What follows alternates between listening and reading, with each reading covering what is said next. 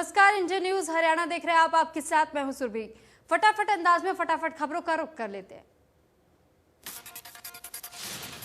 उत्तराखंड के नए मुख्यमंत्री का शपथ ग्रहण समारोह आज राजभवन में लेंगे पद और गोपनीयता की शपथ। बीजेपी के कई दिग्गज होंगे शामिल। पुष्कर सिंह धामी के नाम की घोषणा होते ही पिछले कई दिनों से राज्य में चल रहा सियासी संकट भी खत्म हो गया। ये संकट उस समय शुरू हुआ था जब केंद्रीय नेतृत्व ने राज्य के पूर्व मुख्यमंत्री तीरथ सिंह रावत को दिल्ली तलब किया था। देश में 24 घंटे में सामने आए 43,071 नए केस। कुल मरीजों की संख्या बढ़कर 3 करोड़ 5 लाख के पार हुई। एक दिन में 955 लोगों की मौत। केरल में कोरोना के केस कम नहीं हो रहे हैं। पिछले 24 घंटे में राज्य में 12,456 नए केस सामने आए। केरल में कुल केस की संख्या 29,61,000 के पार। महाराष्ट्र में कोरोना की दूसरी लहर पर लगाम लग रही है। एक दिन में महाराष्ट्र में 9,489 नए केस मिले हैं, जबकि 371 लोगों की जान गई। कर्नाटक में भी कोरोना के मरीज लगातार कम हो रहे। एक दिन में राज्य में 2,082 नए केस मिले हैं। कर्नाटक में अब एक्टिव केस 48,000 से ज्यादा। दक्षिण भारत के राज्य तमिलनाडु में कोरोना अब भी कहर बरपा रहा है। तमिलनाडु में एक दिन में 4,013 नए मरीजों की पुष्टि हुई है, जबकि 115 लोगों की जान गई। दिल्ली में एक दिन में 86 नए केस सामने आए। 5 लोगों की हुई मौत। कुल केस 14,34,000 के पार। एक्टिव केस अब भी 1,000 से ज्यादा। केंद्र शासित प्रदेश दमन और दीव में 100% टीकाकरण। सभी को लगाई गई वैक्सीन की पहली डोज। प्रदेश में कोरोना की दूसरी लहर पर लगी लगाम। 24 घंटे में सामने आए 52 नए केस। कुल मरीजों की संख्या 7,67,000 के पार। Active case 1,234। किसान आंदोलन पर बोलते हुए सीएम मनोहर लाल ने कहा कि किसानों को हमेशा बातचीत के लिए बुलाया गया है, लेकिन सशर्त बातचीत नहीं होनी चाहिए। करनाल में सीएम ने सेक्टर 6 में चल रहे विकास कार्यों का जायजा लिया। मुख्यमंत्री ने कहा कि रैपिड मेट्रो का विस्तार करनाल तक किया जाएगा, जिससे एनसीआर में इस हिस्से को फायदा मिलेगा। सीएम मनोहर लाल ने कांग्रेस पर तंज कसते हुए कहा कि कांग्रेस में परिवारवाद की नीति है। हुड्डा को प्रदेश अध्यक्ष बनाने की मांग पर बोले सीएम।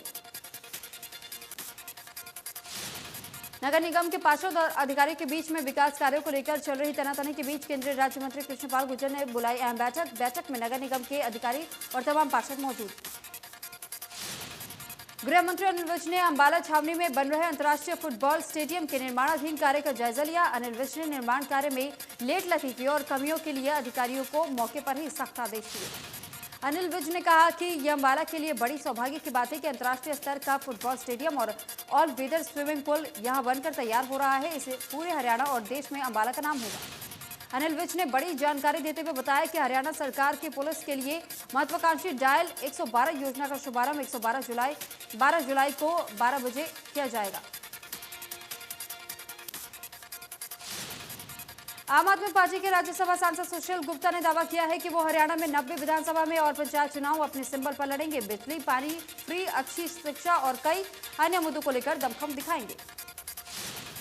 करनाल में प्रदर्शनकारियों ने बीजेपी जिला कार्यकारिणी की मीटिंग का विरोध किया। बीजेपी के झंडे उतारकर तिरंगा फहराया। पुलिस ने 2 प्रदर्शनकारियों को हिरासत में लिया। कृषि कानूनों के खिलाफ जारी आंदोलन में फिर जान फूंकने में जुटे किसान नेता गुरनाम सिंह चढ़ूनी की अगुवाई में चंडीगढ़, पंचकुला और मोहाली से हजारों की तादाद में किसानों ने दिल्ली के लिए कूच किया। इस दौरान चढ़ूनी सहित हजारों किसानों का अंबाला में पहुंचने पर अंबाला के किसान द्वारा जोरदार स्वागत किया गया। वहीं इस मौके पर चढ़ूनी ने स्पष्ट कहा कि वो सरकार को ये दिखाना चाहते हैं कि आंदोलन को लेकर जो जोश किसानों में पहले दिन था, वही जोश आज भी बरकरार है। बिजली मंत्री रणजीत सिंह चौटाला ने बताया कि प्रदेश में बिजली की कोई कमी नहीं है और बल्कि पंजाब में बिजली की किल्लत है। रणजीत सिंह ने कहा कि अधिकारियों को एडवाइजरी जारी कर दी गई है। अगर लोगों को परेशानी आई तो कड़ी कार्रवाई की जाएगी। हरियाणा के भिवानी जिले के 7 गांव ऐसे हैं जहां कोरोना महामारी की दूसरी लहर के दौरान एक भी केस सामने नहीं आया। इसके पीछे सफलता इन गांव की जागरूकता और सोशल डिस्टेंसिंग के नियमों का पालन करना रहा। भिवानी जिले के इन 7 गांवों में एक भी कोरोना का केस दर्ज नहीं किया गया है। यहाँ के लोगों ने न केवल सोशल डिस्टेंसिंग का पालन किया, बल्कि वैक्सीनेशन प्रक्रिया में भी हिस्सा लिया। उपायुक्त जयबीर सिंह आर्य और deputy civil surgeon doctor Praveen Kumar ने बताया कि भिवानी जिला में अब तक 3,10,000 लोगों को वैक्सीन लगाई जा चुकी।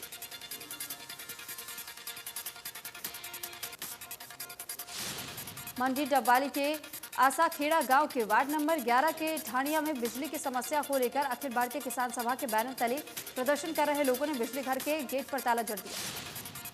पिछले 5 दिनों से ग्रामीण सांकेतिक धरना दे रहे थे, लेकिन विभाग ने कोई सुनवाई नहीं की, जिससे नाराज ग्रामीणों ने बिजली घर पर ताला लगा दिया। बिजली घर पर ताला लगाने के मामले में किसान नेता राकेश पर पुलिस ने बिजली विभाग के एसडीओ की शिकायत सरकारी काम के बाधा डालने और ताला जड़ने के आरोप में केस दर्ज किया है। फतेहाबाद के योगनगर इलाके में बिजली निगम ने चलाया बिजली चोरों के खिलाफ अभियान। नगर परिषद के पार्षद प्रतिनिधि महेश मक्कड़ के घर बिजली निगम ने पकड़ी बिजली की चोरी। बिजली के खंभे से तार लगाकर पार्षद प्रतिनिधि के घर में बिजली चोरी की जा रही थी। बिजली विभाग ने कार्रवाई करते हुए लाखों रुपए का जुर्माना लगाया।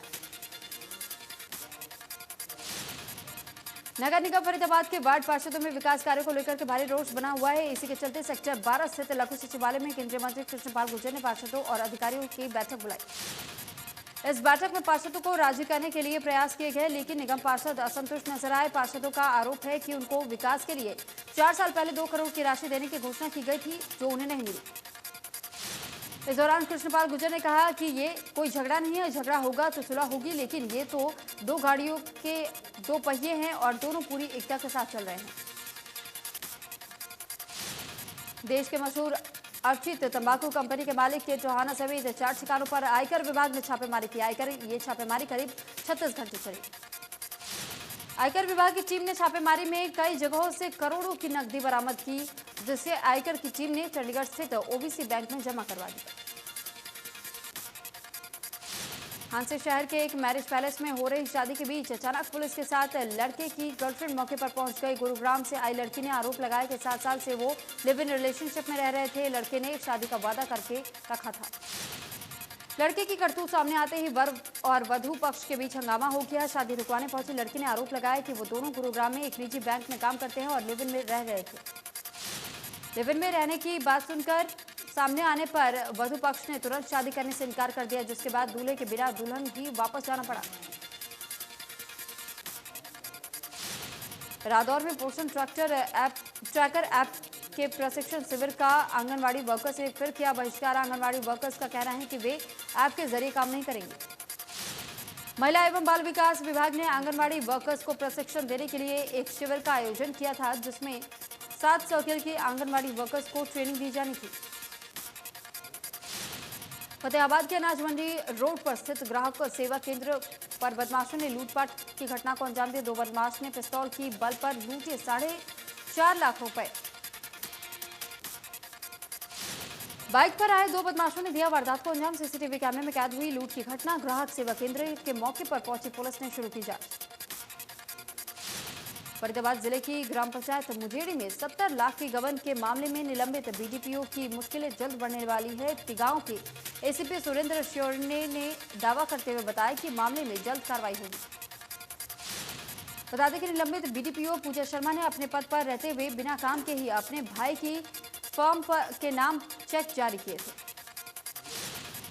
मामले का खुलासा होने के बाद एसीपी स्तर पर जांच शुरू कर दी गई, जिसके बाद पूजा शर्मा को निलंबित कर दिया गया था।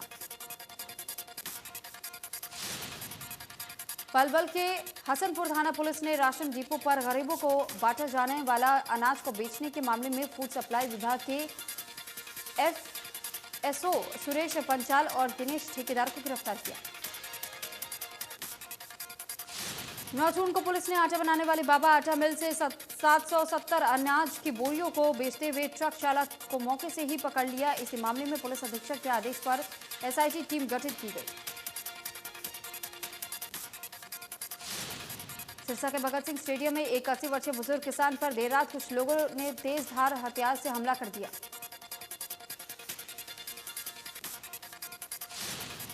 यमुनानगर के फरकपुर थाना क्षेत्र की नंदा कॉलोनी में एक घर में मां बेटे का शव मिलने से हड़कंप मच गया। मौत की वजह का खुलासा नहीं हुआ। शव मिलने की सूचना पर पुलिस मौके पर पहुंची और शव को पोस्टमार्टम के लिए भिजवा दिया। नूंह जिले के पुन्हाना ट्रक मार्केट के पास संदिग्ध हालत में करीब 40 वर्षीय व्यक्ति का शव मिला है। सूचना मिलने पर मौके पर पहुंची पुलिस। स्थानीय लोगों के मुताबिक धारदार हथियार से आधा काटा हुआ शव पुलिस ने कब्जे में लेकर पोस्टमार्टम के लिए भिजवाया। मृतक की पहचान रजाक और पकौड़ी निवासी बिछौर के रूप में की गई। मौके पर पहुंची पुलिस ने परिजनों को सूचना दी। शव की सूचना मिलने के बाद घर पर परिवार वालों का रो रो कर बुरा हाल। घटना सुबह 4-5 बजे की बताई जा रही। पानीपत के गांव उग्रखेड़ी के पास जीटी रोड पर मिला अज्ञात शव। मृतक के शरीर पर चोट के निशान, हत्या की जताई जा रही आशंका। रादौर में एक बंद मकान को चोरों ने निशाना बनाया और कमरे का ताला तोड़कर लाखों की नकदी और गहने पर हाथ साफ किया। मकान मालिक ने बताया कि वो नाइट ड्यूटी पर तैनात थी। इस दौरान घर खाली होने के चलते चोरों ने हाथ साफ किया। चोरी की सूचना मिलने पर पुलिस मौके पर पहुंची और हालात का जायजा लेकर जांच शुरू की, लेकिन अभी तक चोरों का पता नहीं लगा। हांसी रोड पर भग वीडियो गैस एजेंसी पास के एक व्यक्ति का शव बरामद हुआ है। पुलिस और लोगों से मिली जानकारी के अनुसार भीषण गर्मी की वजह से व्यक्ति की मौत हुई। पुलिस ने शव को कब्जे में लेकर पोस्टमार्टम के लिए भेज दिया। स्थानीय लोगों ने बताया कि शख्स 4-5 दिनों से इसी इलाके में घूम रहा था, लेकिन सुबह वो मृत अवस्था में मिला। मौके पर पहुंची पुलिस ने शव को पोस्टमार्टम के लिए भिजवाया है। जांच अधिकारी ने बताया कि मृतक गढ़वाल इलाके का निवासी है, उसका शिनाख्त की जा रही है। यमुनानगर के गांव जैधर में 4 युवक नहाने के लिए गए थे, लेकिन पानी का तेज बहाव आ जाने की वजह से चारों युवक पानी की झाल में फंस गए और पानी में डूब गए।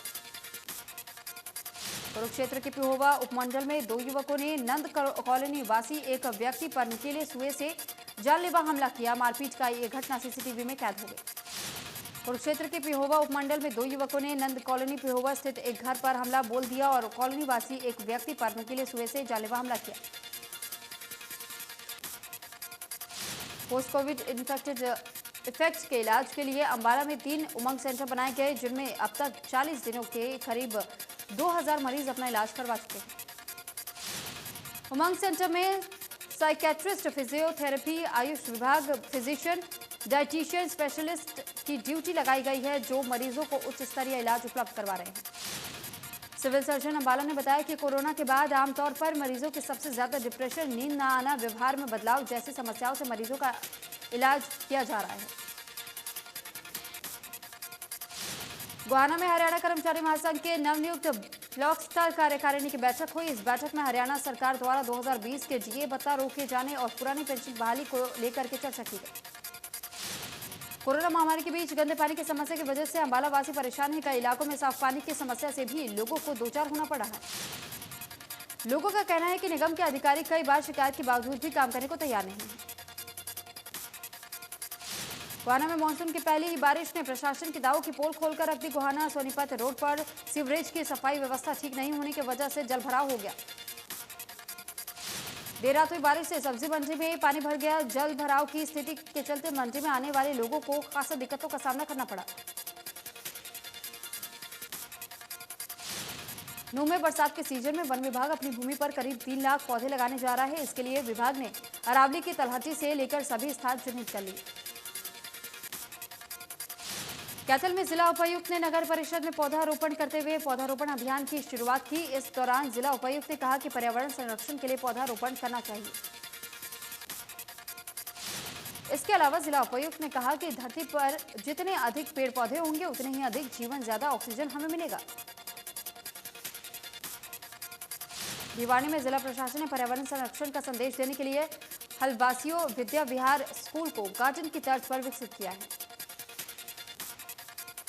स्कूल में हरियाणा के लिए 62 प्रजातियों के 1700 के लगभग पेड़ लगाए गए हैं। इसके अलावा स्कूल में हजारों पौधे भी लगाए गए हैं। कुरुक्षेत्र में किसान धान की सीधी बिजाई कर रहे हैं, जिससे किसानों को कम मजदूरी के साथ साथ पानी और पैसे की भी बचत की जा रही है। सिंचाई विभाग के मुताबिक धान की सीधी बिजाई से 35% पानी का बचत होता है और पैदावार भी अच्छी होती है। साथ ही सरकार भी किसानों को प्रोत्साहन देती है। कोरोना काल में वन विभाग ने अभिनव पहल करते हुए मानसून के मौसम में इस बार औषधीय पौधे बांटने का फैसला किया है। इस अभियान के तहत शरीर में रोग प्रतिरोधक क्षमता विकसित करने वाले पौधे बांटे जाएंगे। वन विभाग के अधिकारी के मुताबिक मानसून के मौसम में वितरण के लिए हांसी में वन विभाग के पौधाशाला में नए पौधे तैयार हो चुके हैं। इस बार करीब 2 लाख पौधे वितरित किए जाएंगे। मेवात में रंग बिरंगे आकर्षक डिजाइनों में बने मटके, सुराही, गमले इत्यादि मिट्टी के बर्तन लोगों के इन दिनों बेहद पसंद आ रहे हैं। मिट्टी के बर्तन बनाने वाले लोगों का भी इससे गुजारा हो रहा है। लोग भी भीषण गर्मी से बचने के लिए मिट्टी के बर्तन खरीदने को मजबूर हो जाते हैं। प्रजापत बिरादरी के लोग मिट्टी के बर्तन बनाने का काम कई दशकों से करते आ रहे हैं, लेकिन बीच में मिट्टी के बर्तन एक तरह से लोगों को खरीदना पूरी तरह से बंद कर दिया था। राफेल लड़ाकू विमान सौदा मामला एक बार फिर से चर्चा में है। राफेल सौदे को लेकर के जांच के लिए फ्रांस में एक जज की नियुक्ति की गई है। इसके बाद अब भारत की सियासत गर्मा गई है। फ्रांस द्वारा न्यायिक जांच शुरू करने के बाद कांग्रेस पार्टी ने राफेल सौदे की जेपीसी जांच की मांग कर दी है। कांग्रेस प्रवक्ता रणदीप सुरजेवाला ने राफेल सौदे को लेकर के कहा है कि फ्रांस द्वारा न्यायिक जांच के आदेश देने के बाद राहुल गांधी की बात सही साबित हुई है। तेल के दाम में आज फिर हुआ इजाफा। पेट्रोल के दाम में फिर 35 पैसे प्रति लीटर हुआ महंगा। डीजल के दाम भी 18 पैसे की बढ़ोतरी हुई। दिल्ली में पेट्रोल 99 रुपए 51 पैसे प्रति लीटर हुआ, जबकि डीजल 89 रुपए 36 पैसे प्रति लीटर बिक रहा है। 1 जुलाई से लॉकडाउन में मिली ढील के बाद मंदी की मार झेल रहे पर्यटन व्यवसाय से जुड़े लोगों के चेहरे फिर से खुशी आई है। धर्मशाला में लंबे समय के बाद वीकेंड पर पर्यटकों की भारी भीड़ देखने को मिल रही है। धर्मशाला जिले के तीनों ही मुख्य पर्यटन स्थलों के होटल पूरी तरह से खुल गए हैं और फुल भी हो चुके हैं। कुछ होटलों में जुलाई के लिए भी ऑनलाइन बुकिंग की जा रही है। पर्यटकों से गुलजार धर्मशाला में वीकेंड पर पर्यटकों की गाड़ियों का जमावड़ा दिखा और पर्यटक भी जमकर मस्ती करते दिखे। वीकेंड पर पर्यटन नगरी मनाली के साथ मणिकर्ण बंजार घाटी भी सैलानियों से पैक होने लगी है। मनाली में पिछले दिनों रोजाना 1000 से 1200 वाहन आ रहे थे, लेकिन वीकेंड में मनाली में 1700 से ज्यादा गाड़ियां पहुंची। लॉकडाउन में मिली छूट के बाद मनाली में 90% होटल खुल चुके हैं, जिससे अगले हफ्ते के लिए करीब 75% होटल बुक हो चुके हैं। लॉकडाउन में छूट मिलने के बाद पर्यटकों ने भी मनाली का रुख किया। मनाली के सैर के लिए सैलानियों की संख्या में लगातार बढ़ोतरी हो रही है। यूरो कप में खेला गया दिलचस्प मुकाबला। डेनमार्क ने चेक रिपब्लिक को 2-1 से हराकर सेमीफाइनल में बनाई जगह। सेमीफाइनल में जगह बनाने के लिए डेनमार्क ने चेक रिपब्लिक को 29 साल बाद हराया है, जो अपने आप में एक इतिहास है।